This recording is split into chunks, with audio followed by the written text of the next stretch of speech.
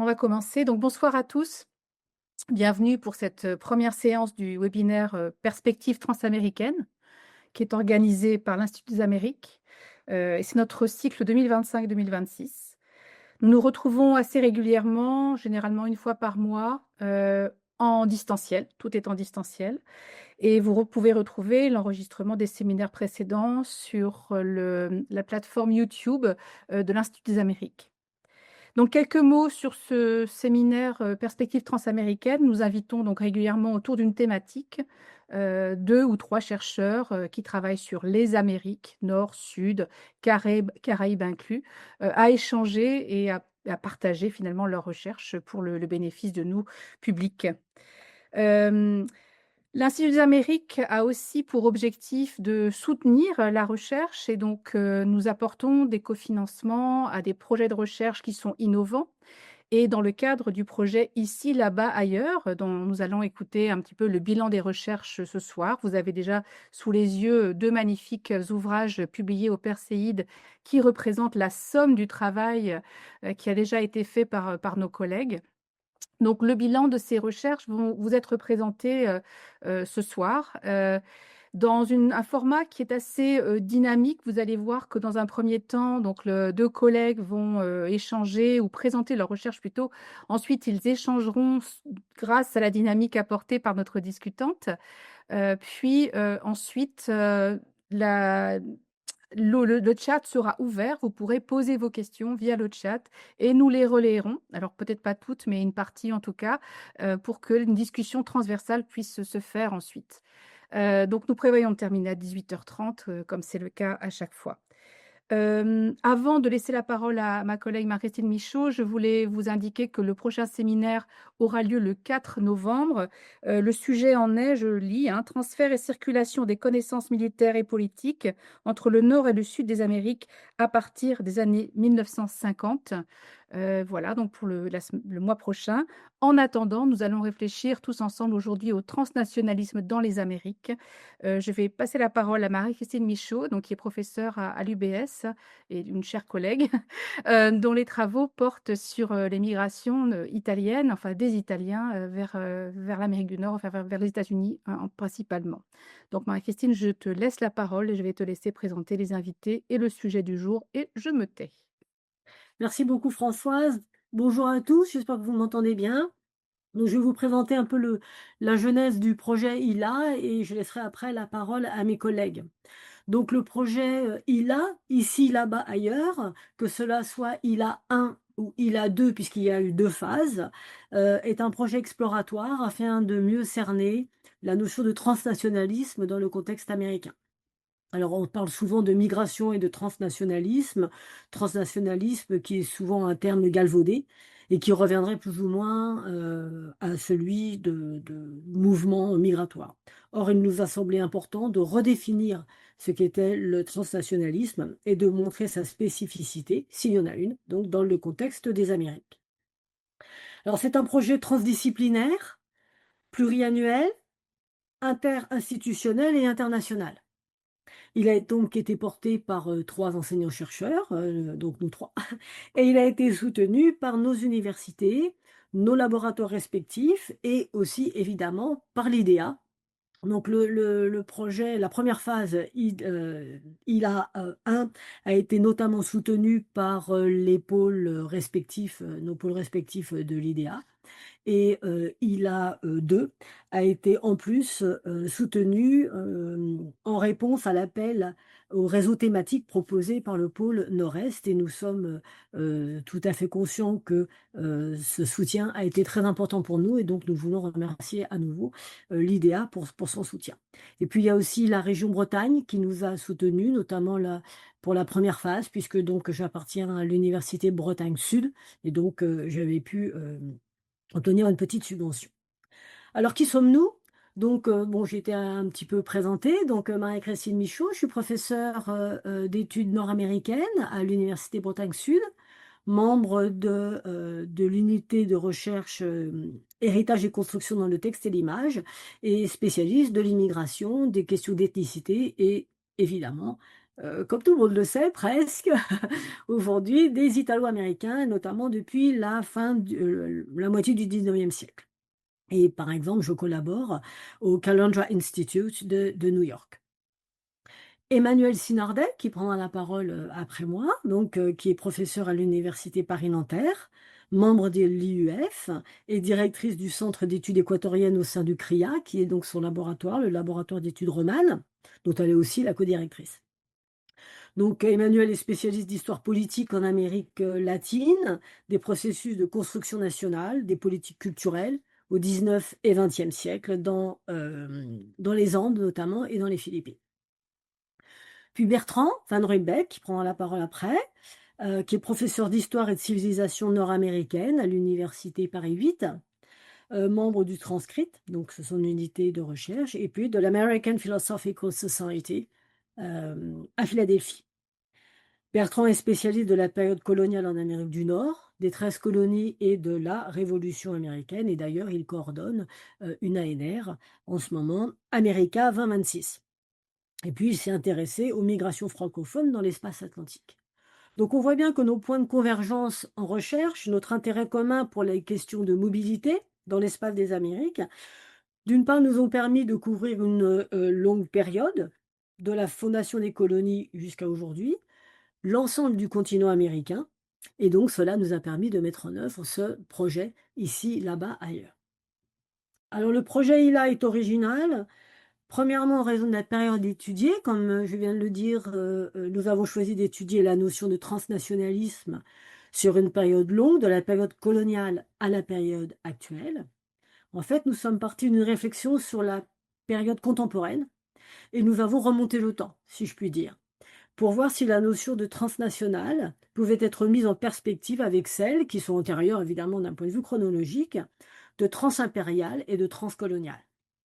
Donc nous avons voulu vérifier si les modalités et les éléments des mouvements transimpériaux et transcoloniaux pouvaient annoncer les mouvements des migrations transnationaux, évidemment, qui sont ultérieurs. Alors l'originalité du projet vient aussi du fait d'étudier l'ensemble du continent, donc afin de voir s'il y avait une spécificité américaine. Donc le corpus est diversifié, avec des études de cas touchant les pays d'Amérique du Nord et d'Amérique du Sud, et malheureusement, nous n'avons pas pu étudier tous les pays d'Amérique du Sud. Donc le corpus est diversifié, il est pluridisciplinaire avec des sources multiples, et je pense que mes collègues vont vous en reparler et vont vous donner des détails. Donc nous nous sommes demandé si le continent américain présentait des dynamiques et des logiques communes, et c'est la raison pour laquelle, d'un point de vue méthodologique, nous avons étudié tous les pays ensemble. À chaque fois que nous avons organisé un événement, nous avons vraiment essayé d'étudier en même temps les pays d'Amérique du Nord et d'Amérique du Sud. Alors, quelques mots sur le nom du projet. Bon, je crois qu'Emmanuel va donner plus de détails après, mais bon, quelques petits détails pour l'instant. Donc ici, là-bas, ailleurs, cette trilogie un peu qui montre l'importance des mobilités et l'émergence peut-être de double vie chez les transmigrants. Parce que ces transmigrants s'implantent dans un certain pays, donc ils sont ici, mais ils gardent des liens très forts avec leur pays ou leur village d'origine, donc là-bas. Donc ils sont ici et là-bas. Donc cette hypothèse a servi de prémisse au projet en référence à la définition donnée donc par Nina Gleck-Scheller, Linda Bash et Christina Blank-Swanton dans Nations Unbound, publié en 1994, qui définissent les transmigrants comme des personnes qui ont des doubles vies. Et donc, les liens entre ici et là-bas sont très forts et les transmigrants pourraient alors se sentir en porte-à-faux, appartenant aux deux pays, appartenant ni à un pays ni à un autre, et finalement se sentir toujours ailleurs, peu importe où ils se trouvent.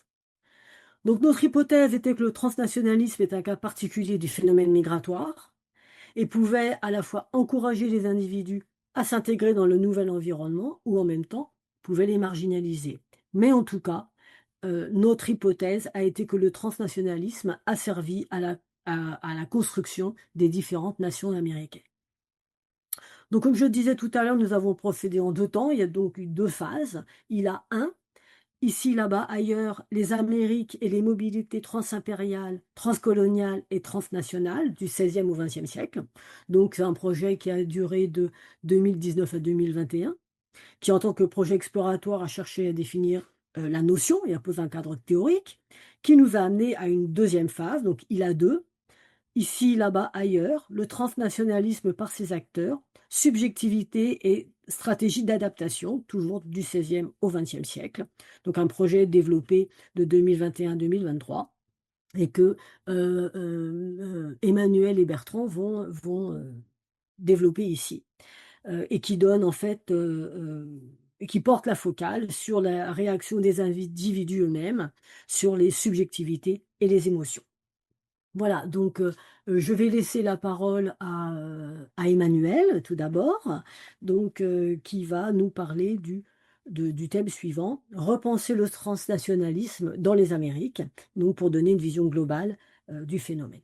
Puis après ce sera, Bertrand qui prendra la parole. Voilà, je vous remercie. Merci beaucoup Marie-Christine, merci Françoise et merci évidemment à l'Institut des Amériques pour cette invitation et puis pour son appui qui a permis justement le déroulement de la phase 2. Et juste un petit complément d'information, parmi les généreux mécènes qui ont permis la réalisation de ce projet, il y a également la Commuée Paris Lumière pour la phase exploratoire en 2019, 2021. Et ça nous avait aidé à amorcer en réalité cette réflexion. Donc, je vais revenir peut-être sur les préoccupations qui ont permis de faire avancer ce projet, peut-être aussi de le ralentir parfois, et vous montrer comment on a essayé en tout cas de fonctionner. Alors, première chose, c'est comment avons-nous abordé l'idée de transnationalisme? Et vous voyez que nous parlons d'une idée ou d'un mot ou d'un terme et pas du tout d'un concept, tant transnationalisme est devenu quelque chose de galvaudé et tellement utilisé finalement que le sens semble éculé. Et nous avons décidé de l'aborder non pas comme une catégorie analytique, mais à partir de l'expérience, du vécu, une expérience intime. Et cela a donc supposé de regarder, observer des trajectoires individuelles, celles des acteurs concernés que nous avons appelés les transmigrants. Et je reviendrai après sur comment nous sommes arrivés à forger ce terme. Donc, le projet s'est intéressé à la dimension subjective du transnationalisme pour comprendre comment les femmes et les hommes transmigrants ont éprouvé au fil des siècles, du XVIe jusqu'à nos jours, leurs multiples appartenances, leurs multiples participations à des sphères socio-culturelles différentes dans les empires, et là, Bertrand en parlera, et puis dans les États-nations. Et c'est depuis cette perspective que nous avons posé ces 3 termes que tu as présentés, Marie-Christine, ici, là-bas, ailleurs, et qui sont peut-être 3 réalités, mais qui fonctionnent aussi souvent comme 3 horizons qui interagissent entre eux pour façonner en fait l'expérience des transmigrants. Alors, nous sommes partis de travaux fondamentaux, des travaux très classiques en réalité, ceux de Randolph Bourne, pour qui le transnationalisme caractérise en réalité les Amériques même. Enfin, je veux dire, les Amériques seraient par essence foncièrement transnationales. Et puis, tu l'as évoqué, Marie-Christine, cette idée de double vie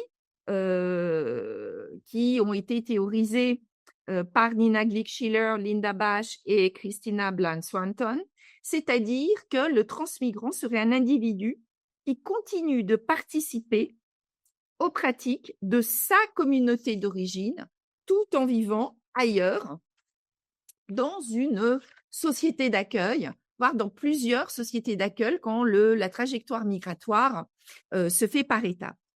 Et donc, nous sommes partis de ces 2 termes d'abord, le ici et le là-bas. Je vais essayer de passer l'autre diapo. Voilà. Et puis, nous nous sommes notamment appuyés avec cette idée de double vie en tension. Une autre idée, celle de double absence, qui a été mise à jour par les travaux de Abdelmalek Sayat, c'est-à-dire le sentiment de vide de vide, de mal-être en tout cas, vécu par certains transmigrants. Et c'est là que nous avons introduit ce troisième pôle que tu as évoqué, Marie-Christine, c'est-à-dire l'ailleurs, en fait l'autre lieu. Alors cet autre lieu peut être en effet dans l'expérience migratoire celui que le transmigrant crée, un espace complètement, on va dire, abstrait, mais qui rend compte justement d'un vide, de cette absence et qu'il transcende par la reformulation finalement de tensions. Et c'est ce qu'on avait observé notamment dans beaucoup de travaux se basant sur un corpus littéraire. L'ailleurs, cet autre lieu, est aussi un espace mental, on va dire même idéalisé et imaginaire, où peuvent se projeter les transmigrants, par exemple, dans l'origine, le lieu d'origine transformé en foyer rêvé, et un foyer qu'il s'agit de regagner avec le retour auquel ils ne renoncent pas.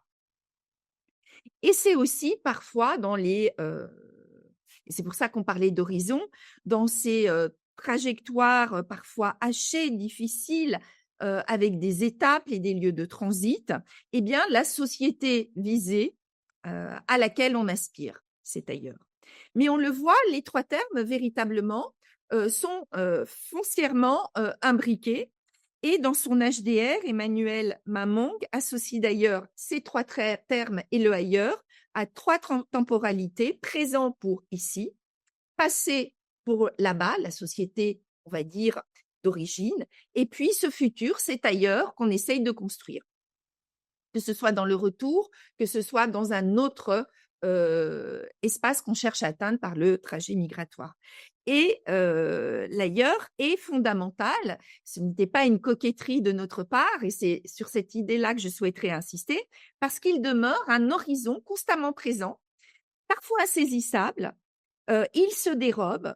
Il se dérobe, on le voit dans les récits du retour, parce que ce pays a changé après les années passées dans le pays d'accueil, ou parce que finalement, cette destination finale s'avère complètement impossible en raison, et c'est le cas notamment actuellement, en raison de nombreux obstacles mis à la migration et qui fait que les migrants sont souvent bloqués dans des situations de transit qui s'éternisent. Donc, on le voit, cet ailleurs peut s'articuler, comme le définit Mamong, autour de l'idée d'un futur toujours hypothétique, mais qui néanmoins conditionne l'expérience présente et qui motive même la migration.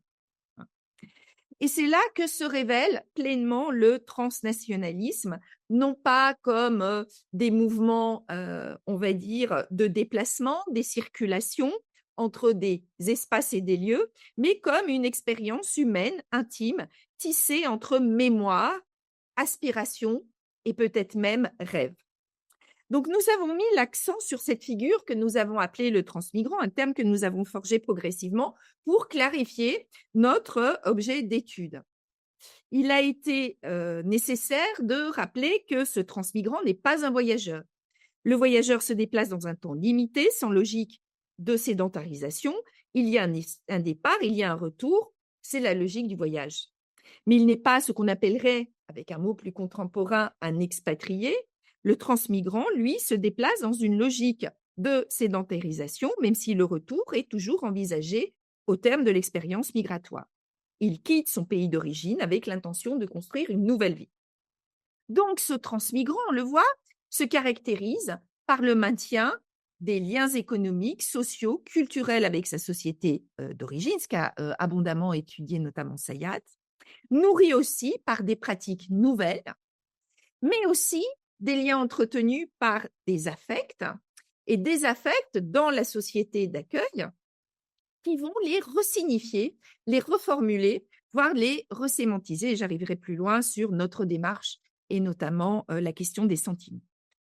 Alors, ces liens peuvent ne pas exister ou ne plus exister. On peut parler de migrants qui s'intègrent pleinement dans la société d'accueil, qui rompent presque tout contact avec le là-bas une fois établis dans leur ici.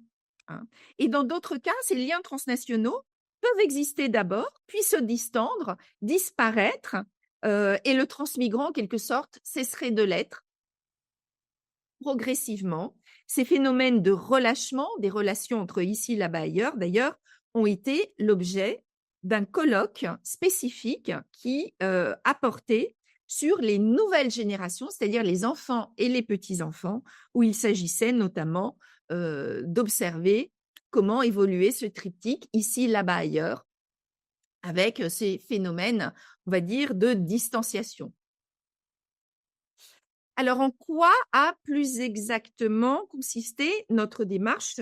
Tu as abordé certains points, Marie-Christine, donc le temps long.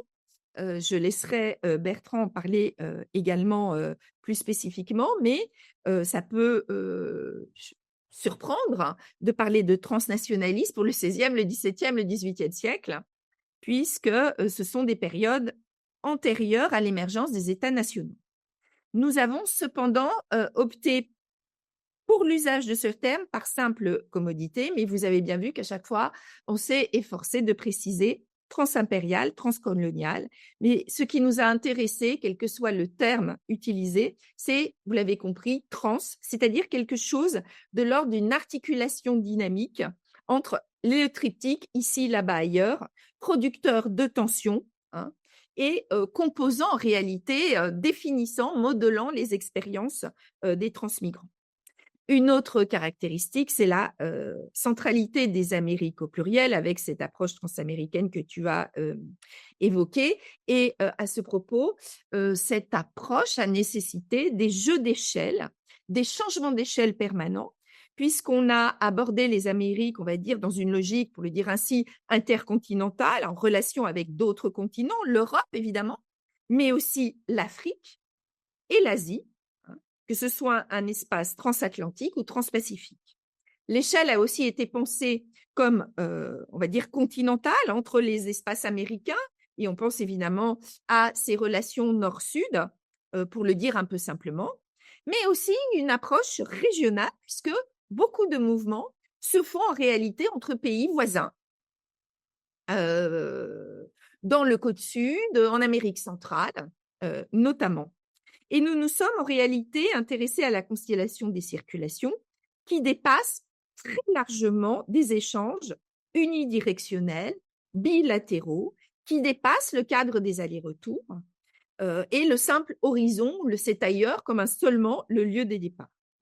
Et en réalité, a émergé l'idée de parcours qui se déploie dans une multiplicité d'étapes, de lieux de transit. Et nous nous sommes appuyés sur évidemment les travaux de Laurent Vidal et Alain Musset, hein, qui parlaient de territoire de l'attente. Le projet résolument transdisciplinaire a mobilisé un large éventail de champs, donc histoire bien évidemment, Migration Studies. Il y avait aussi des apports de la démographie, de la sociologie, de l'anthropologie, des études culturelles, mais aussi de la littérature, du cinéma et des arts plastiques. Donc ce croisement a supposé une grande variété de sources, comme l'a mentionné Marie-Christine, mais je voudrais citer ici ce qu'on appelle plus spécifiquement les égo-documents, c'est-à-dire les correspondances, les lettres personnelles, les mémoires, les journaux intimes, les textes littéraires, y compris la poésie, les photographies, les scrapbooks, les albums de famille. Une journée d'études plus spécifiquement méthodologique a été consacrée à ce sujet en avril 2022 à Nanterre, sur le campus de l'Université Paris-Nanterre. Et on peut dire que notre sujet, à la fin de l'étape exploratoire, en fait, a supposé des approches complémentaires, et deux en particulier. D'une part, une réflexion qui relève de ce qu'on appelle la global history, mais qui peut s'inscrire aussi dans ce qui a été appelé en histoire, excusez pour ces anglicismes, auprès notamment de mes collègues qui travaillent des zones non anglophones, c'est-à-dire le affective turn, car finalement, notre matière s'est avérée être celle des émotions, des sentiments, des affects. Donc, les transmigrants expriment, avec une écriture assez personnelle et parfois très intime, dans les journaux, les essais, les notes, les correspondances, des sentiments complexes, ce que leur inspirent des sociétés où ils évoluent, que ce soit évidemment la société d'accueil, mais que ce soit aussi, dans un regard rétrospectif, la propre société d'origine. On a une très grande palette de sentiments, étonnement, admiration, acceptation, rejet, mépris aussi, toujours la nostalgie et toujours l'espoir. Et un point récurrent est apparu dans nos corpus, c'est aussi cette idée de malaise que tu as évoquée, Marie-Christine, confrontée, quand les transmigrants sont confrontés à quelque chose qui est de l'ordre de l'étrangeté, voire de l'altérité, qui peut persister malgré une apparente réussite sociale et économique dans la société d'accueil. Donc même lorsqu'ils se sentent insérés dans leur ici, hein, beaucoup de transmigrants sont attachés par le souvenir de leur là-bas, ce pays d'origine qui finalement devient un peu insaisissable. La question du pays, notamment, a été évoquée dans un colloque international spécifique qui s'est tenu à Lorient.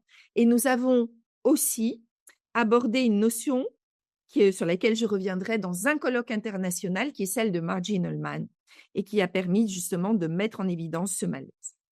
Donc, est apparue aussi, évidemment, cette idée de notion de dilemme, des dilemmes exprimés souvent à travers des œuvres de fiction qui deviennent des instruments pour dépasser ou du moins pour négocier l'attention. Et cela suppose aussi, par exemple, de travailler sur des séries télévisées. Ça a été le cas pour les États-Unis. La question de la distance, mot que vous voyez, nous n'avons pas encore prononcé, se pose alors et à plusieurs niveaux. Distance physique, bien évidemment, mais surtout distance intérieure, jeu de proximité ou d'éloignement, parce que cette distance évolue en fonction des interactions entre ce triptyque, ici, là-bas, ailleurs. Elle est justement, on va dire, le phénomène que nous avons tenté d'observer. Donc, pour terminer, autour des différentes activités scientifiques, nous avons organisé plusieurs journées d'études, plusieurs colloques internationaux et aussi des ateliers. J'ai évoqué ce symposium méthodologique sur les éco-documents en 2022, la journée d'études en 2021 sur le pays. Nous avons abordé également la notion de crise dans une journée d'études en 2023. Et en juillet 2023 également, un colloque sur la deuxième génération qui a posé la question de la transmission ou non de pratiques transnationales et de l'héritage ou non de ces liens entre ici, là-bas et ailleurs.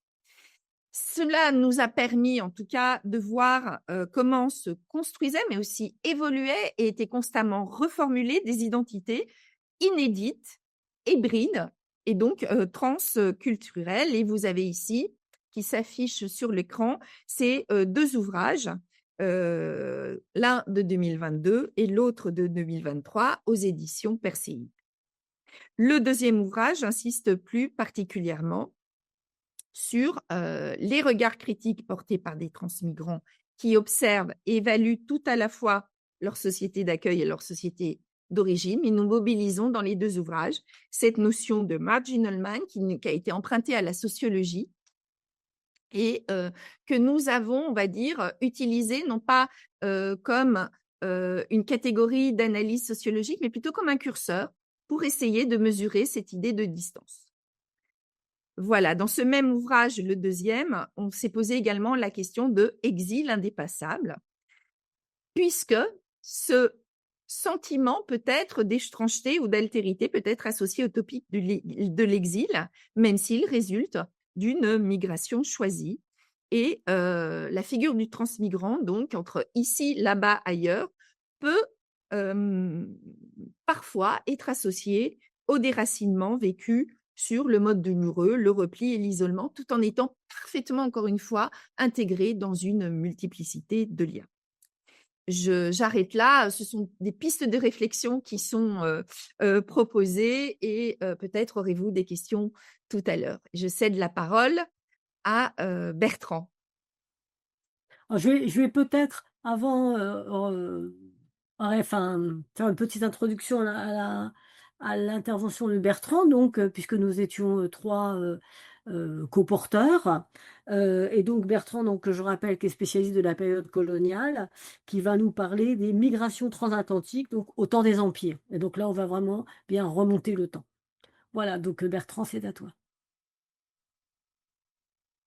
Merci à Françoise pour cette invitation, à l'IDEA pour son appui, as always, et merci pour cette organisation et à vous deux, Marie-Christine et Emmanuel, merci pour cette collaboration amicale et véritablement très productive. Et j'étais ravi d'être inclus dans ce projet parce que quand on parle de migration, on parle surtout de l'époque contemporaine, en tout cas quand on travaille sur les États-Unis, enfin contemporaine en sens très large, disons depuis la fin du 19e siècle. Et donc c'était agréable d'être aussi inclus pour des périodes lointaines, voire obscures. Et donc moi, j'ai travaillé sur les 13 colonies et mon premier ouvrage portait sur une migration qu'on pourrait appeler de rupture, puisque c'était sur les protestants français, donc huguenots, qui s'étaient installés en Caroline du Sud à la fin du XVIIe siècle. Et donc ça, c'est mon point de départ. Alors, les questionnements, en fait, les questionnements sur l'expérience migratoire, Emmanuel a remarquablement bien exposé, et je me retrouve dans beaucoup de ces questionnements. Mais ce que je voudrais faire maintenant, c'est aborder les spécificités de la période moderne, celle des empires. Alors, même si on peut, disons, mon approche est qu'on retrouve tous ces questionnements, mais avec une nécessaire adaptation. Alors, le premier point, c'est les termes. Les termes qu'on emploie, effectivement, on a beaucoup réfléchi. Alors, bien sûr, il y a la différence entre les termes analytiques que nous utilisons en tant que scientifiques, que chercheurs, et il y a les termes de l'époque. À l'époque, on parle beaucoup soit on parle de réfugiés, soit on parle de colons, bien sûr, en anglais settler. Vous avez aussi le terme en anglais qu'on retrouve, c'est adventurers, aventuriers. On le retrouve surtout au début du XVIIe siècle, dans deux sens d'ailleurs, dans le sens de ceux qui partent et dans le sens de ceux qui investissent dans les colonies. Il y a ceux qui s'aventurent et d'autres qui aventurent leur argent. Et vous avez aussi le terme connoté religieusement de pèlerins ou pilgrims en anglais, qui est spécifique à la Nouvelle-Angleterre. Mais vous avez aussi dans les sources anglaises transmises par des descendants de protestants français, le terme émigré. Et c'est un terme assez amusant parce que ce terme émigré apparaît à la fin du XIXe siècle pour parler de celui qui a traversé l'Atlantique, en fait. Et on emploie, donc dans les sources anglaises, on emploie, ou américaines, états-uniennes, on emploie le terme en français. Donc il y a cette notion, là, vous savez que les États-Uniens sont fanatiques de généalogie, donc vous avez ce retour vers le moment d'origine, quoi. Il faut toujours un moment d'origine, donc c'est celui de l'arrivée de la personne souche, en fait, on pourrait dire, pour l'histoire familiale. Alors, parmi les spécificités, première chose, c'est la distance et le temps. Emmanuel en a parlé. 6 à 8 semaines pour traverser l'Atlantique Nord, en tout cas. Peu de navires disponibles. La migration est plutôt irrévocable. Donc, c'est une décision radicale de partir si loin à cette époque. Le retour est possible, mais on n'est pas dans le cas des Italiens à la fin du 19e siècle où beaucoup rentrent en Europe. Là, au 16e, 17e, pardon, pas 16e, mais 17e, 18e siècle, pour l'Amérique britannique, il y a des retours, mais ils sont peu nombreux. Donc, dans le choix de partir, il y a bien sûr cette radicalité qu'il faut prendre en compte. Parce que même si certains reviennent, quand ils partent, d'abord, il ne faut pas oublier qu'il faut affronter l'océan. Hein. Les puritains parlaient de vast and furious ocean, donc ça veut tout dire. Donc l'océan est un conduit, mais aussi un obstacle. Et donc, on pense on pense pas qu'on reviendra un jour, en fait. Même si, bien sûr, Emmanuel a entièrement raison, il y a cet espoir qui reste, en fait. Ensuite, la notion d'empire, qui implique des circuits obligés, plus ou moins obligés, des circuits migratoires plus ou moins obligés. Par exemple, pour l'Amérique britannique, avant l'acte d'union entre l'Angleterre et l'Écosse, les 13 colonies sont anglaises. Donc les Écossais peuvent partir en Amérique, ils le font, mais il faut qu'ils demandent l'autorisation de Londres et il faut qu'ils aient un appui financier de marchands à Londres, marchands ou courtisans, et qui créent des colonies écossaises dans les colonies anglaises. Après l'acte d'union, donc au XVIIIe siècle, là, tout d'un coup, les 13 colonies et l'empire anglais, qui était anglais, devient britannique et donc s'ouvre aux Écossais. Donc vous ne pouvez pas partir n'importe où, il y a des circuits obligatoires, sauf, et ça c'est très important, sauf dans les cas de migration de rupture. Donc, on disait Emmanuel, c'est le moment de crise. Donc la révocation de l'édit de Nantes, qui n'expulse pas les protestants français parce qu'au contraire, ils doivent se convertir et rester en France. Donc, c'est une migration en plus clandestine, ce qui pose problème pour les chiffres et les sources. Ces huguenots, ces protestants français, là, c'est une migration de rupture. Donc, ils vont quitter l'Empire français, ils ne vont pas partir dans les colonies françaises, mais dans les colonies anglaises. Mais, très important, bien que ce soit un moment de rupture, c'est quand même une migration choisie pour ceux qui vont dans les colonies. Et même ceux qui quittent la France, d'ailleurs. Mais ceux qui partent dans les colonies, vous avez vraiment ce choix de quitter l'Europe. En plus, à l'époque, les colonies ont très mauvaise presse. C'est un endroit, ce sont des endroits mal fréquentés, dangereux, pour des tas de raisons. Que ce soit les ouragans, les alligators, et les tempêtes et les autochtones, il y a toute une série de dangers, en fait, que l'on imagine. On dit que les serpents ont évité la migration de 50 000 individus vers les Antilles, par exemple. Donc, il y a cette peur de la faune, en fait.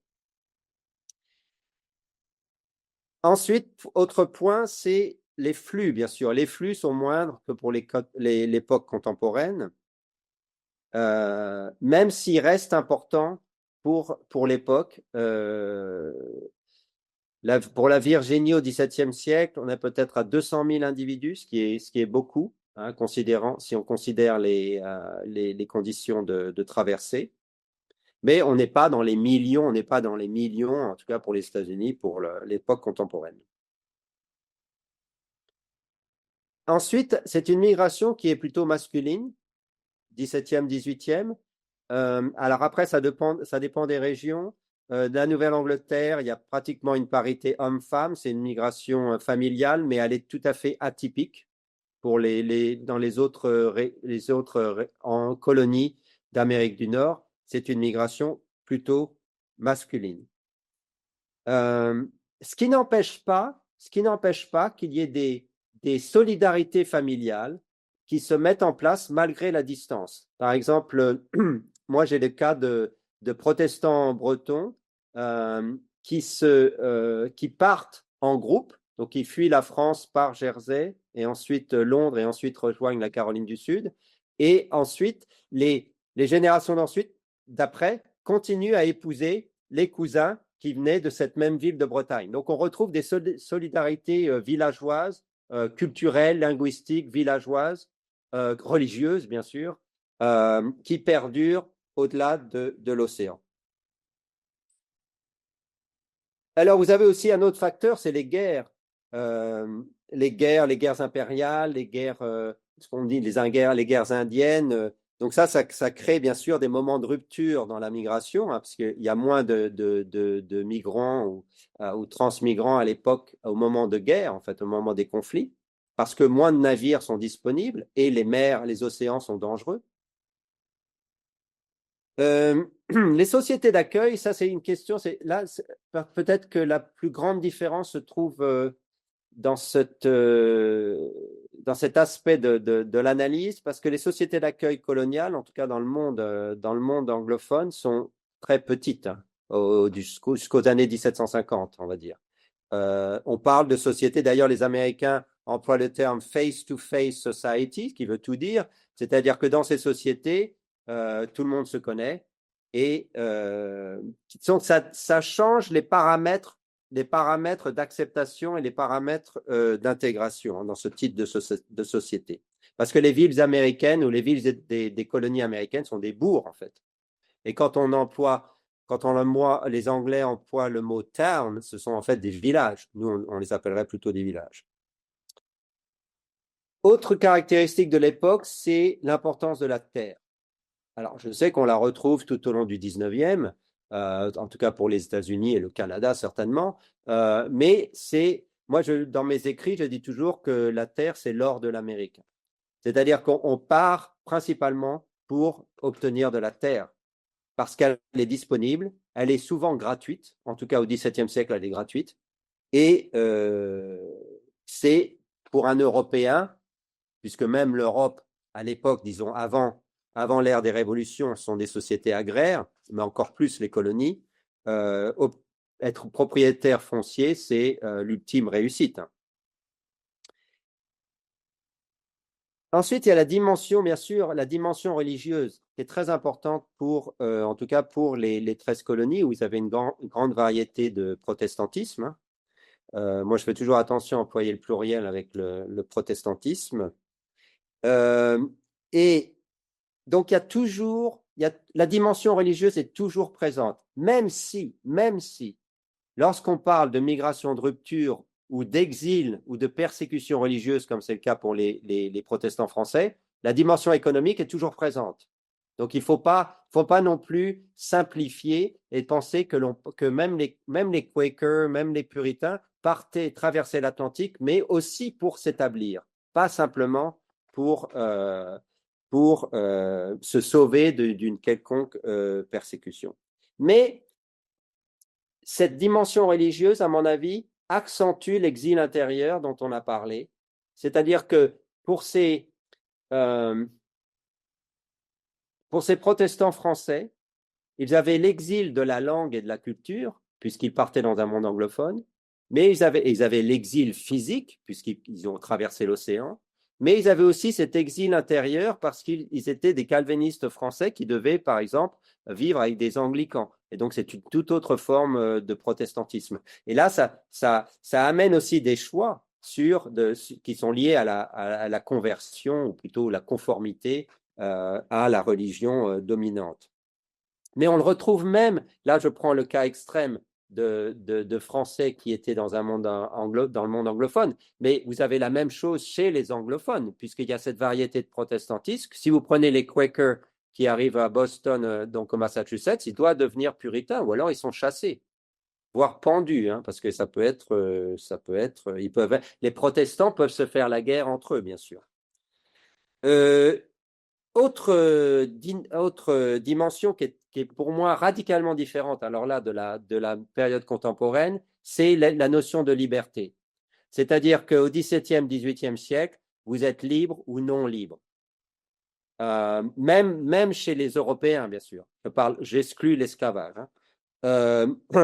Donc, soit vous êtes un migrant libre, soit vous êtes ce qu'on appelle un engagé. Donc, vous avez signé un contrat et vous devez travailler entre 5 et 7 ans pour un maître et après qui vous libérera. Et il faut savoir en fait que jusqu'en 1750, pour les 13 colonies, la très grande majorité des migrants sont non libres. Hein. Ceux qui ont les moyens de payer leur passage, leur voyage transocéanique sont une minorité en fait, même en comptant que les Européens. Juste pour le XVIIe siècle, c'est clair. Après, tout au long du XVIIIe siècle, il y a de plus en plus de migrants libres. Alors, ça, c'est très important, parce que puisqu'on parle de choix, on parle de trajectoire, de choix, d'itinéraire, ce n'est pas parce que vous êtes un migrant non libre que vous n'avez aucun choix. C'est-à-dire, vous restez quand même, ils sont pas tous, certains étaient kidnappés ou forcés de partir en Amérique. Ça, c'est surtout pour le XVIIe siècle, la Virginie, pour travailler dans les plantations de tabac. Mais après, vous avez beaucoup de gens qui souhaitent partir en Amérique.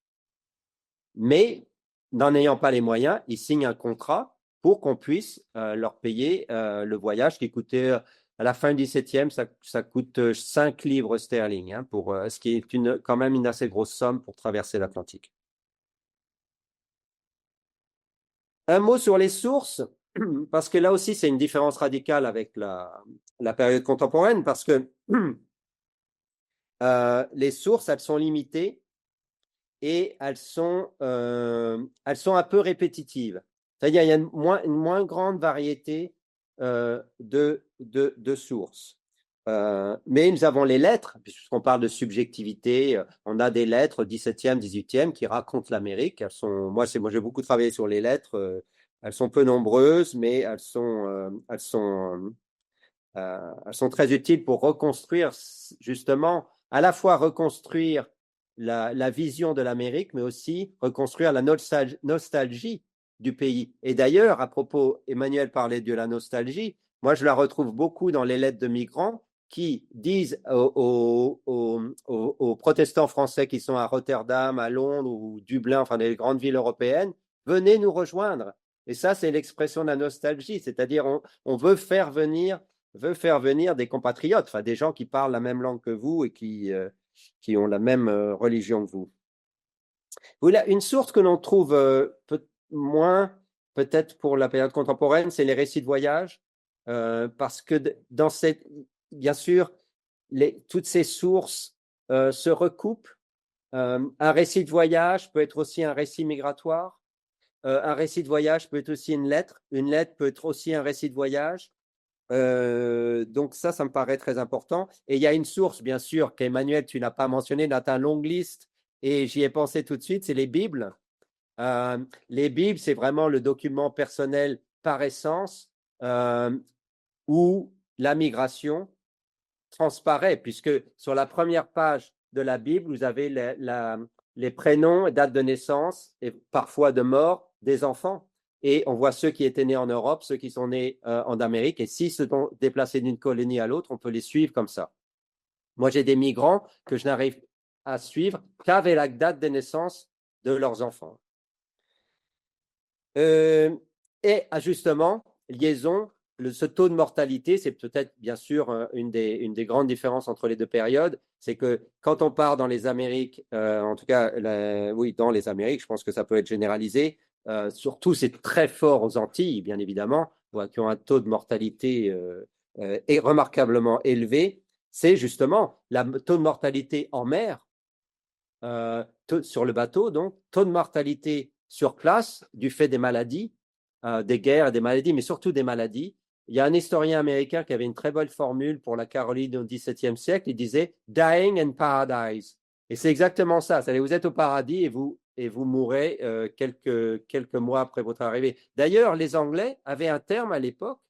On parlait de « seasoning », qui était donc l'acclimatation, qui règle l'acclimatation, enfin s'acclimater aux maladies, au climat, à l'environnement en fait. Ça, c'est surtout vrai aux Antilles et surtout ce qu'on appelle dans les 13 colonies les West Indian Colonies, c'est-à-dire la Géorgie, la Caroline du Sud. On n'est pas aux Antilles, mais presque en fait, en termes de climat, de taux de mortalité.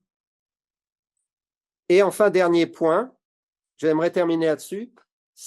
Et là, ça se retrouve, et là, je veux véritablement insister, parce que ça se retrouve dans toutes nos périodes, c'est la construction de ce qu'un historien français a appelé le mirage américain, dans le sens états-unien. C'est-à-dire la terre d'opportunité, cette image du nouveau monde, cette image de la terre de la réussite, ce rêve américain, comme on dit dans la langue courante, on la trouve. Et là, moi, j'ai beaucoup insisté là-dessus dans mes travaux. Elle se construit dès le XVIIe siècle, à travers des documents passionnants qu'on appelle, alors en anglais, on les appelle promotional literature, donc on dit littérature de propagande, qui sont en fait des pamphlets pour faire venir les migrants dans les colonies. Et vous les avez surtout dans les années 1660, 1680, donc deuxième moitié du XVIIe siècle. Et ils sont passionnants à étudier parce qu'on décrit l'Amérique, alors on ne paye pas d'impôts, on peut avoir de la terre. La malaria, on se guérit facilement de la malaria, bon, etc., etc. Vous avez bien sûr, c'est la publicité mensongère en fait, mais ça aide ça plus les lettres construisent l'image de l'Amérique, voilà, de terre. Moi, je dirais de terre de la différence. C'est-à-dire que l'Amérique n'existe que dans la différence. Parce que si l'Amérique est comme l'Europe, c'est pas la peine de traverser l'Atlantique et risquer sa vie. Et c'est la terre aussi de la réussite atteignable. Et au XVIIIe siècle, d'ailleurs, il y a un Américain, Benjamin Franklin, par exemple, beaucoup de ses écrits concernent justement cette Amérique qui est différente de l'Europe, où on peut réussir, justement. Mais, ça c'est très important, vous avez la notion de paradis qui est aussi, qu'on retrouve dès les textes de Colomb d'ailleurs, c'est-à-dire cette faune exubérante, ce climat, cette végétation, cette faune et cette flore en fait exubérante, effectivement, tropicale, donc c'est l'idée de paradis, mais, en tout cas dans l'Amérique protestante, mais on y ajoute toujours la notion de travail. C'est-à-dire que quand on lit les textes du XVIIe, fin XVIIe et début XVIIIe, oui, on réussit en Amérique, mais il faut travailler. Ça, c'est quelque chose de très important. Alors, est-ce que c'est lié au protestantisme ou non? Emmanuel a la réponse, parce que moi, je travaille surtout dans les régions protestantes, donc je ne sais pas si dans les colonies catholiques, on souligne aussi cette notion de travail, mais la réussite est accessible, mais elle a un coût. Et mon tout dernier point, c'est ma conclusion, c'est que malgré cette image de paradis, cette image de nouveau monde, de terre de l'opportunité, la réussite, etc., terre aussi d'opulence agricole. Hein. On dit toujours à l'époque que l'on peut avoir il y a 2 saisons de culture en fait, hein, dans les colonies du Sud. Vous avez le printemps et l'été, et on peut planter. Alors il y a toujours cet exemple que un fruit tombé d'un arbre donnera un autre arbre. Il y a toutes ces images sur l'abondance, la fertilité. Mais malgré cette image, ce qui ressort, je trouve, pour nous, notre analyse, c'est qu'à l'inverse, l'Amérique au XVIIe siècle est une terre d'échecs. Parce que l'Amérique au XVIIe siècle, c'est une terre où on meurt, en fait. Où on meurt et où on part, on n'est pas libre, on risque de mourir en bateau, on a de très bonnes chances de mourir sur place, et travailler 7 ans dans une plantation de tabac, et ensuite avoir de la terre et survivre aux maladies, aux mauvais traitements de ses maîtres, c'est véritablement finalement une minorité qui réussissent. Hein. Et ce qui a peuplé les 13 colonies et le XVIIIe siècle, c'est le renouvellement massif de migrants, justement, de colons, qui finalement ont réussi à dominer l'environnement, dominer les conditions, s'acclimater et finalement connaître l'expansion démographique que connaissent les États-Unis au XVIIIe siècle. Voilà, je vous remercie. Merci Bertrand, merci Emmanuel. Donc, je vais peut-être en réaction à ce que vous venez de dire, une ou deux questions. Tu parlais, Bertrand, par exemple, de l'immigration illégale des Huguenots après l'édit de Nantes, et donc des problèmes des sources. Et donc, je voudrais revenir donc, sur la question des sources. D'une part, donc, quelles ont été tes sources et est-ce que ces sources peuvent aussi expliquer certains phénomènes de la société, enfin de la période contemporaine? Et puis peut-être une question plus pour Emmanuel, toujours sur les sources, parce que quand, par exemple, Bertrand, tu parlais des propagandes pour encourager les mobilités transnationales. Bon, je pense qu'au 19e et au 20e siècle, il y a eu donc des pamphlets, enfin vraiment de la propagande. Est-ce que on a vraiment utilisé ces sources-là, Emmanuel? Voilà, donc je vous laisse peut-être Bertrand, comme c'est plus ancien, on va essayer de remonter le temps. D'accord. Alors oui, les sources. Alors, avant de répondre aux sources, ce que tu disais sur les imprimés de propagande, moi, en tant qu'américaniste ou spécialiste des États-Unis, il faut faire attention à ne pas dire américaniste. En tant que spécialiste des États-Unis, moi, ce qui m'a toujours frappé, c'est que les promotional pamphlets que l'on trouve au XVIIe siècle, quand vous lisez sur l'Oregon dans les années 1840-1850, c'est plus ou moins les mêmes arguments, moins la religion, en fait. C'est-à-dire qu'on retrouve en fait ce qu'on appelle l'Oregon Fever des années 1840-1850, où on fait venir les gens dans l'Ouest, vers le Pacifique. On retrouve en fait, il y a une rémanence des thèmes, des thèmes, même des termes aussi, pour faire venir. C'est un peu un second nouveau monde, mais cette fois-ci enfin pas que pour les États-Unis, parce qu'il y a aussi beaucoup d'Européens qui partent dans l'Ouest. Donc moi je trouve qu'on retrouve certainement une continuité. Pour les sources, alors j'ai oublié de le dire, mais effectivement, ce qu'on n'a pas ou peu pour l'Amérique, en tout cas les 13 colonies, je sais que pour la Nouvelle-France, ils sont plus fréquents, c'est le recensement par exemple. Alors on n'a pas de liste de passagers, ou très peu. On n'a pas de recensement. Donc, on a quand même des sources qui sont très importantes en histoire migratoire qui sont peu fréquentes, qui n'existent pas ou peu fréquentes. Les lettres, elles sont nombreuses qu'à partir des années 1720. Effectivement, là, on commence à avoir plus de témoignages, parce que puisqu'on parle de subjectivité, de trajectoire personnelle, donc, ces lettres sont importantes. Mais il y a aussi, je trouve, je ne sais pas quel terme employer, mais au XVIIe, à l'époque moderne, il y a une certaine pudeur, soit pudeur, soit désintérêt, soit manque d'habitude, qui fait que les migrants, rares sont les migrants qui racontent leur vie, en fait. Parce qu'on trouve souvent des textes de la 2e ou 3e génération qui imaginent le départ de leurs ancêtres, ça se trouve, hein. Donc fin 18e, début 19e, il y a plein de récits qui racontent la migration 2 ou 3 générations avant, mais les migrants eux-mêmes, je sais pas, ils racontent pas, moi j'ai qu'une seule lettre en fait sur la centaine de migrants, les 200 migrants que j'ai étudiés dans Caroline du Sud au XVIIe, je n'ai qu'une seule lettre d'une femme d'ailleurs, qui raconte à son frère comment elle a quitté la France, comment elle est arrivée en Caroline du Sud et ce qu'elle est devenue depuis. J'en ai une seule. Sinon, donc, je ne sais pas si on peut dire pudeur ou manque d'habitude ou ce n'est pas dans l'usage de l'époque de raconter sa vie en fait. Mais je voudrais ajouter une dernière chose, parce que ça, je pense que ça pourrait vous surprendre. C'est que je pensais, Emmanuel parlait de photos. Alors, bien sûr, nous n'en avons pas à l'évidence, mais je voudrais.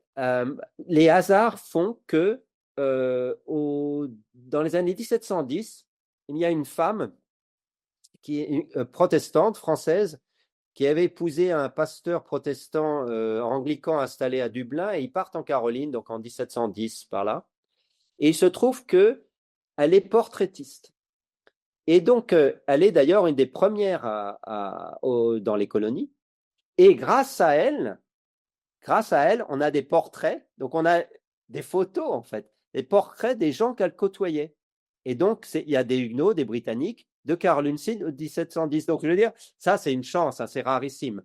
Parce que les portraits, c'est généralement pour la Nouvelle-Angleterre, et c'est souvent des hommes. Mais, donc là, on a peut-être une dizaine de portraits d'hommes et de femmes qui étaient en Caroline en 1710. Donc ça, c'est tout à fait remarquable. Donc ça, voilà une source tout à fait inattendue. Emmanuel, si tu veux répondre? Oui. Alors la question de la propagande a existé très tôt. On en trouve des traces dès ce qu'on appelle la conquête, justement comme le soulignait Bertrand, en raison de la dimension mortifère en réalité de ces installations. Et là, je pense plus particulièrement aux zones dites des confins de l'Empire espagnol. Et j'en veux pour preuve des lettres qui étaient d'ailleurs au programme de l'agrégation interne d'espagnol il y a quelques années. C'est les lettres de Pedro de Valdivia, qui promet monts et merveilles pour demander évidemment au roi de continuer de financer ses expéditions alors qu'il souffre 1000 martyrs dans son avancée vers le sud du Chili. et qui dépeint aussi une nature extrêmement riante, en effet, promesse de prospérité et de bonheur avec des terres immenses qui ne demandent qu'à être peuplées et cultivées. Donc, il y a déjà cette idée qu'il a besoin d'hommes, qu'il peine véritablement à trouver ces hommes nécessaires qui vont permettre son installation dans une zone évidemment disputée aux peuples autochtones qui résistent. Il meurt d'ailleurs dans un affrontement, je crois, en 1553. Et il est donc nécessaire d'attirer des hommes, et c'est cette promesse de prospérité atteignable, voire facile, qu'on trouve dès fin des années 1540 et début des années 1550. Justement, un mythe qui naît de la dureté même, ou en contrepoint de la dureté même des conditions de vie. Mais on retrouve aussi cette dimension de propagande, alors ça a été extrêmement travaillé, dans ce qu'on appelle les pays du cône sud, et en particulier de l'Argentine, à l'attention des Européens, des lecteurs européens, dans la presse notamment, afin d'attirer des migrants et les invitant à s'installer en Argentine. Et là, on trouve ce que tu évoquais, Bertrand, c'est qu'en effet, le peuplement, en tout cas pour l'Argentine, se fait évidemment par d'importantes vagues migratoires, surtout dans la seconde moitié du 19e siècle. Et la propagande joue un rôle très important. Je ne sais pas si j'ai répondu à ta question. Oui, oui, oui, merci. Et puis, ça me fait penser aussi, il y a toutes les propagandes des compagnies maritimes, Et bien sûr. surtout ouais, voilà, fin 19e, début 20e, qui encouragent les mobilités C'est que la baisse transnationales. du prix du voyage grâce à l'invention du bateau à vapeur. Oui, ouais, bien sûr, bien sûr. Donc, avant de passer aux questions des auditeurs, je sais pas si on dit les auditeurs, j'aurais juste une question un peu générale. Euh, que reste-t-il à faire pour définir le transnationalisme dans les Amériques? Parce qu'on a vu donc les différentes perspectives, différentes périodes. Et quelles sont les limites en fait du projet que nous avons mené et qu'est-ce qu'il y aurait d'autre à faire? Peut-être qu'on fera une troisième phase. Il a trois, je ne sais pas. Je sais pas si un de vous veut répondre ou. Je veux bien répondre. On s'est intéressé à la figure du transmigrant, enfin, les figures au pluriel, hein, du transmigrant, de la transmigrante, c'est-à-dire avec une approche qui s'est avérée finalement foncièrement individuelle. Or, il ne voyage pas seul ou rarement, et il voyage dans des réseaux et dans des mises en réseau. Et nous n'avons pas, il me semble, travaillé peut-être suffisamment l'idée de famille, alors qui n'est pas seulement la famille nucléaire, hein, qui est la famille élargie, et les familles qui sont fondées aussi sur place et qui vont consolider justement cette adaptation dans la société d'accueil. Ça, c'est quelque chose qui est peut-être plus compliqué à voir, hein, mais pourtant qui ont un impact direct dans la façon dont va se tisser l'ici, là-bas et l'ailleurs, évidemment. Ce serait en tout cas une façon de considérer le parcours migratoire dans sa totalité, dans sa globalité, en ce qu'il impacte le pays d'accueil et le migrant dans le pays d'accueil, mais aussi qui peut impacter, puisqu'on n'aborde pas la personne qui se déplace, mais aussi peut-être la famille restée au pays, les familles présentes au pays. C'est une autre façon, il me semble, de penser ce lien transnational. Bertrand, tu aurais une idée aussi Non, moi, c'est une bonne idée, effectivement, de travailler sur le collectif. Moi, je dirais peut-être une piste qu'on n'a pas ou peu explorée, c'est les migrations de rupture et en temps de crise. Par exemple, bon, c'est vrai que c'est lié à ce que je fais en ce moment, mais c'est pendant les révolutions, il y a des migrations en fait, même des migrations transatlantiques, certaines causées par les révolutions, bien sûr, mais pas seulement, pas seulement. Il y en a d'autres qui sont, en tout cas, c'est clair, dans les années 1770 pour les États-Unis, il y a des migrations qui n'ont rien à voir avec la révolution et la crise et qui perdurent en fait. Donc Bon, moi je trouve que ça serait intéressant de travailler sur parce on a abordé, bien sûr, comme on a vu d'un point de vue individuel, les ruptures dans la vie de chacun que la migration implique, simplement le choix de partir d'ailleurs. Mais il y a aussi les temps de crise, les époques mouvementées en fait, et de voir à quel point, parce qu'on a cette image que les migrations au pluriel, en tout cas transatlantiques, ralentissent, et je pense que ça pourrait être une voie à explorer, me semble-t-il. D'accord, merci. Je pense qu'on peut peut-être passer aux questions posées donc par les personnes qui nous écoutent. Nous avons une première question d'une collègue qui s'intéresse, enfin, la question porte sur les migrations transaméricaines, simplement.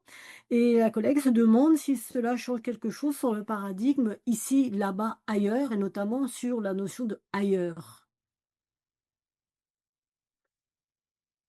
Oui, vas-y, Emmanuel, si tu veux, mais Donc, Transamérique, au-delà de transcontinental, on va dire. Eh bien, je ne trouve pas personnellement. Je n'ai pas j'ai une vision depuis mes corpus, mes terrains, mes études de cas, et en tout cas dans l'agencement, pour le dire ainsi, des différents termes du triptyque, je ne trouve pas, non. C'est peut-être l'idée de distance qui est vécue différemment. En tout cas, je pense à des phénomènes très contemporains en raison des réseaux sociaux, qui est peut-être aussi un phénomène à analyser dans ce triptyque. Mais je ne vois pas de différence sensible. Le retour reste là, les liens, la façon dont ils sont vécus reste là. La nostalgie aussi est la même. ouais, je suis d'accord. Et Bertrand, tu as quelque chose à ajouter? Oui, moi je dirais, bon, c'est lié à la question, mais j'en ai pas parlé, donc c'est l'occasion. C'est que alors les migrations transimpériales sont rares, sauf cas de rupture, donc exil. Mais les migrations intracoloniales, même donc au sein du même empire, en tout cas pour les 13 colonies, sont rares aussi, du fait des distances, du fait des sacrifices impliqués pour s'installer à l'autre bout de l'océan. Donc on ne repart pas tout de suite, ça c'est clair.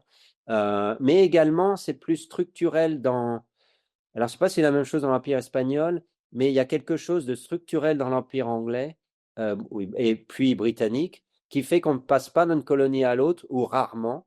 Bien sûr, le cas d'étude, c'est Franklin qui est né à Boston et qui grandit à Philadelphie, mais c'est justement, si on parle tant de lui, c'est parce que c'est inhabituel.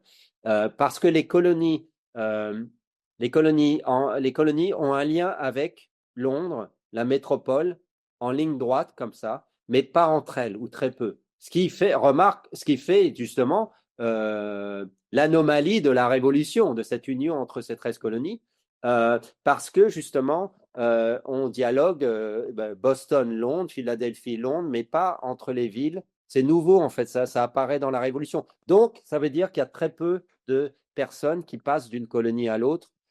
Certains de migrants, c'est rare. J'en ai quelques-uns chez les Huguenots, mais c'est une poignée. Et, et, et voilà, parce que s'il y a des déplacements, bien sûr, les États-Unis sont connus pour ça, il y a des déplacements tout de suite, mais c'est toujours vers l'ouest, plus ou moins, et dans la même colonie.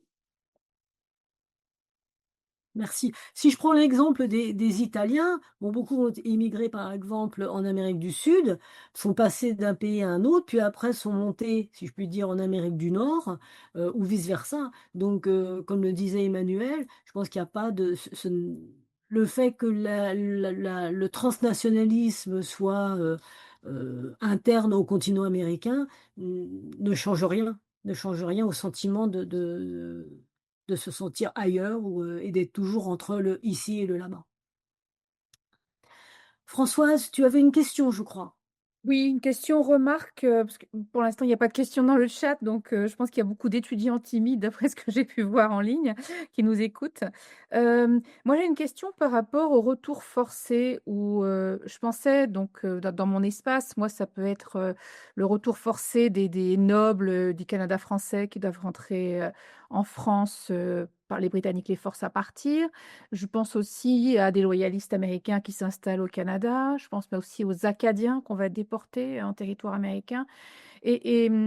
Comment est-ce qu'il y a encore des choses à faire sur l'idée justement de la nostalgie du pays perdu? Parce que tout d'un coup, une fois qu'on est expulsé, qu'on est deuxième, troisième génération de migrants, comme pouvaient l'être les Canadiens français ou les loyalistes, par exemple, ils étaient au moins deuxième génération, tout d'un coup, ben, l'ici, là, on vous a envoyé, devient votre ailleurs, parce que c'est plus votre ici, en fait. Vous voyez, donc les Canadiens français qui retournaient à Paris, ben, certains ne connaissaient pas ce monde-là. Et on commence à écrire des lettres pour ceux qui sont restés et on leur parle en fait de la nostalgie, ben, du pays perdu qui est en fait le pays d'accueil perdu. Je pensais à ça. Est-ce que vous l'avez travaillé? Je suis pas assez, j'ai pas tout lu ce que vous avez fait, mais est-ce que c'est un aspect qui vous semble intéressant à travailler ou est-ce que ça a été déjà bien labouré? Dans ce cas-là, je pars dans le décor si je me lance là-dessus, par exemple. Pas qui veut répondre? Ouais, Emmanuel? Ton micro, ton micro. Je peux répondre rapidement. C'est aussi d'une façon générale les déplacements forcés. Je pense notamment euh, aux populations afrodescendantes hein, qui vivent un arrachement de leur terre d'origine. Dans le cas de ces déplacements forcés, on a toujours d'ailleurs le triptyque qui fonctionne hein, différemment, bien sûr, complètement différemment. Et dans le cas des retours forcés, c'est quelque chose qu'on avait abordé avec la question qui était apparue dans la question des deuxièmes générations.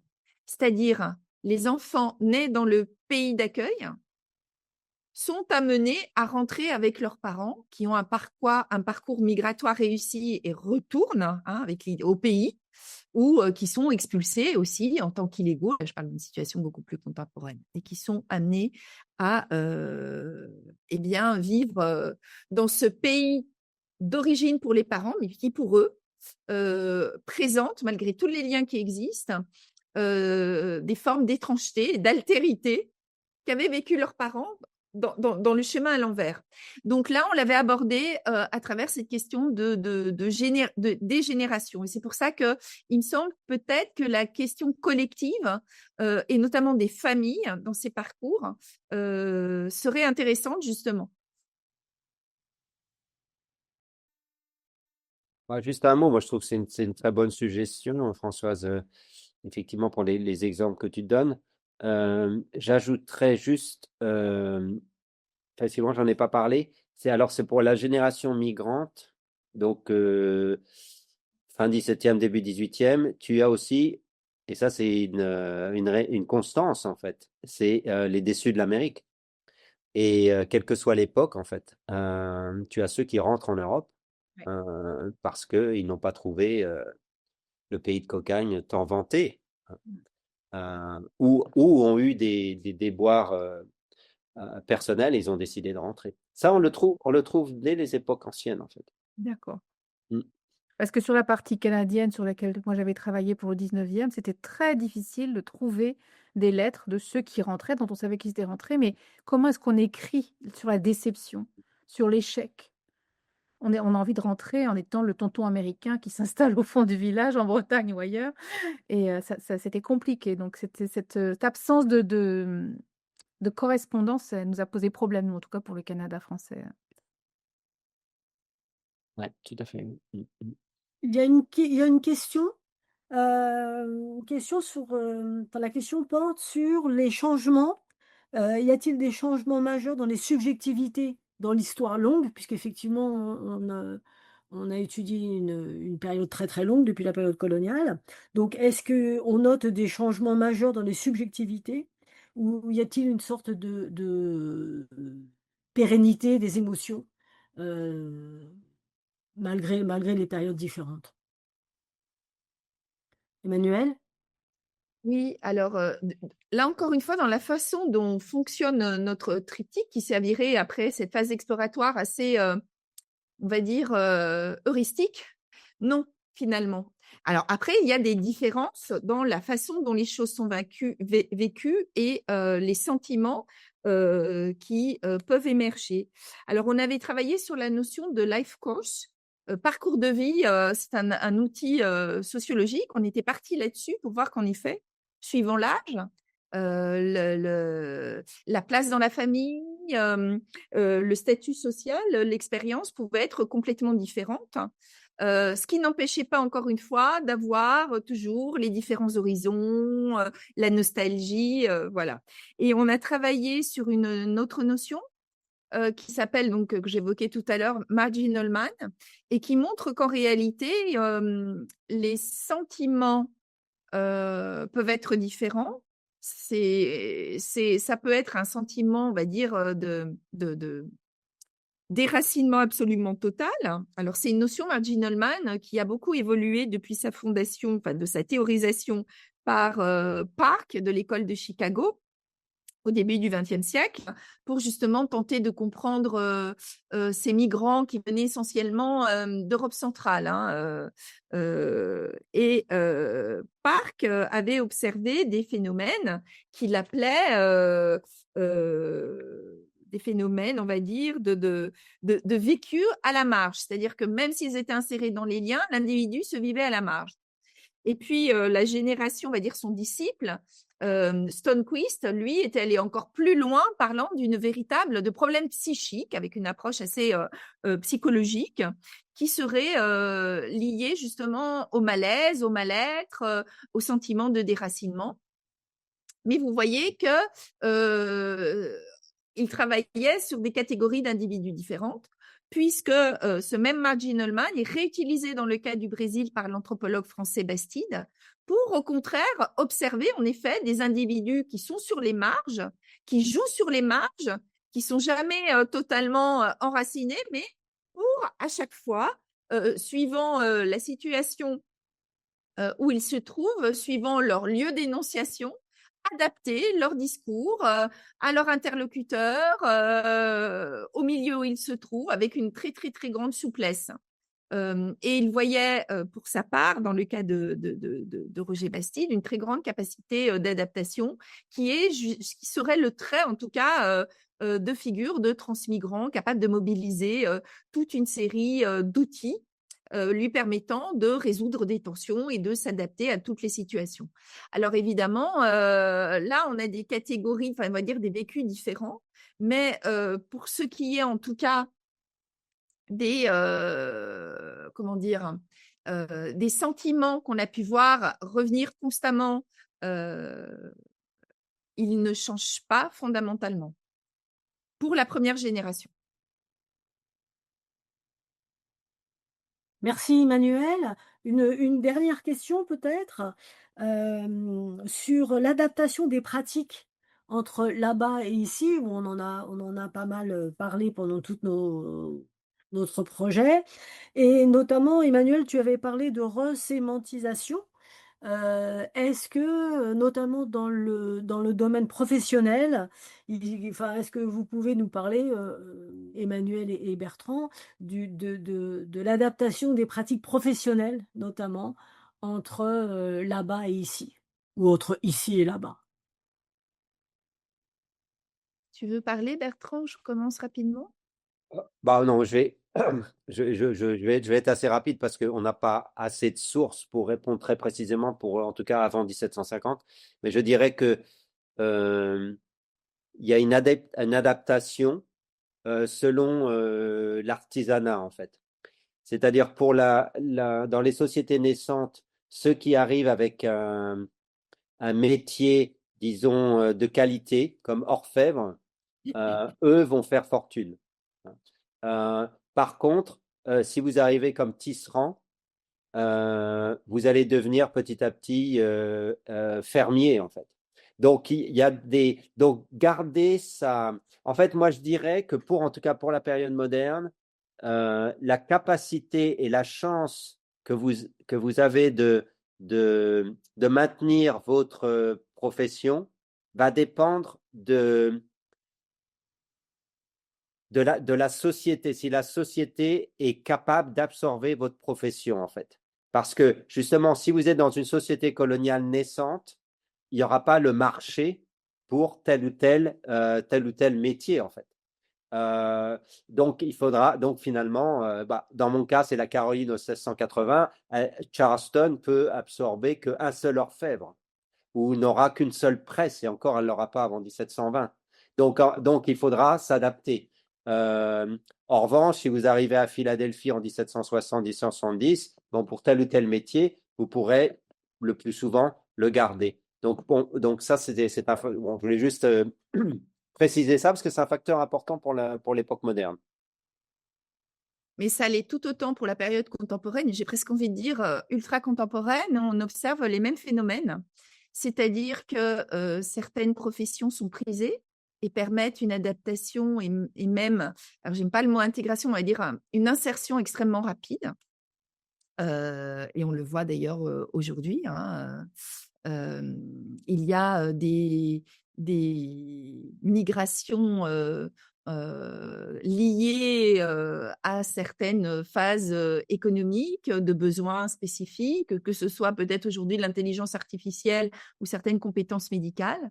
En revanche, et ça nourrit, c'est pour ça qu'on avait travaillé sur Mark Gennelman, parfois ce sentiment qui peut exister chez certains transmigrants de déclassement, puisque dans beaucoup de pays, le niveau d'études de ces transmigrants, surtout quand il s'agit de parcours migratoires à obstacles, on va dire, administratifs, juridiques, légaux, il faut un capital économique, mais aussi culturel, pour se lancer dans un parcours migratoire. Et souvent, ces personnes ont un bagage, un capital culturel beaucoup plus élevé finalement que ceux avec lesquels ils vont se trouver au quotidien dans la nouvelle profession qu'ils vont devoir exercer et qui est un cran en dessous. Et enfin, plusieurs même. Alors, toute une série d'études ont été réalisées sur ce sujet, qui n'est pas, c'est un phénomène qui n'est pas propre aux Amériques et qu'on trouve aussi évidemment dans le cas de l'Europe. Et on voit l'importance justement de cette question de la profession dans la façon dont est vécu le parcours migratoire. Merci Bertrand, merci Emmanuel. Donc je pense qu'à l'issue de toutes ces discussions, on peut convenir qu'il y a des points communs entre tous ces pays américains, d'Amérique du Nord et d'Amérique du Sud, et que le transnationalisme a bien servi à construire et à développer donc tous ces pays américains. Voilà, je sais pas, Françoise, si tu Oui. veux ajouter quelque chose. Oui, non, je vous remercie vraiment tous les 3 pour, cet atelier extrêmement dynamique, extrêmement bien construit aussi parce qu'il y avait de l'approche théorique, de l'application, enfin c'était parfait. Dans mes rêves, voilà comment je l'imaginais, c'est vous qui l'avez fait, donc merci. Hem, je remercie aussi Anaë, Auger qui, nous appuie, qui n'apparaît pas à l'écran, mais qui est derrière pour gérer un petit peu toute la technique. Elle a été, super adorable. Elle travaille depuis seulement 1 mois sur ce poste-là, donc bravo de nous avoir, suivis, dans nos démarches et dans notre organisation. On va terminer, clôturer ici la séance. Donc l'essentiel sera bien évidemment enregistré, et mis sur YouTube. Alors peut-être pas dans le quart d'heure, vous laissez passer au moins 1 mois ou 2. Je vous rappelle qu'on se retrouvera donc le 4 novembre. Alors ce sera animé par Robert Boyer qui a posé une question tout à l'heure. Et puis ensuite, on retrouvera Diana Burgos au mois de décembre pour un autre atelier et à nouveau donc en janvier. On a en thématique notamment, la possibilité on va faire des ateliers autour de la question d'agrégation de la Révolution américaine et je crois aussi une question liée à l'agrégation d'espagnol, donc des ateliers beaucoup plus, on va dire, tournés vers un public étudiant, avancé quand même, mais étudiant. Donc merci beaucoup à tous les 3, Marie-Christine, Bertrand et Emmanuel. Vous nous avez donné envie d'aller lire avec beaucoup plus de détails les ouvrages, les beaux ouvrages qui ont été présentés. J'espère qu'il y aura un volet numéro 3. Et si j'ai le temps, j'espère y participer aussi parce que du coup, il y a plein de pistes qui me sont venues comme ça en vous écoutant, de choses que je pourrais faire et que j'ai pas eu le temps de faire non plus. Mais je commencerai par lire, les ouvrages plus théoriques que vous avez proposés et encore une fois, bravo pour cela. On va donc se quitter. Je vous souhaite à tous une excellente soirée et puis, au prochain épisode, donc au mois de novembre. Merci à tout le monde. Au revoir. Bonsoir, merci. Merci. Au revoir. Au revoir. Au revoir à toutes et à tous.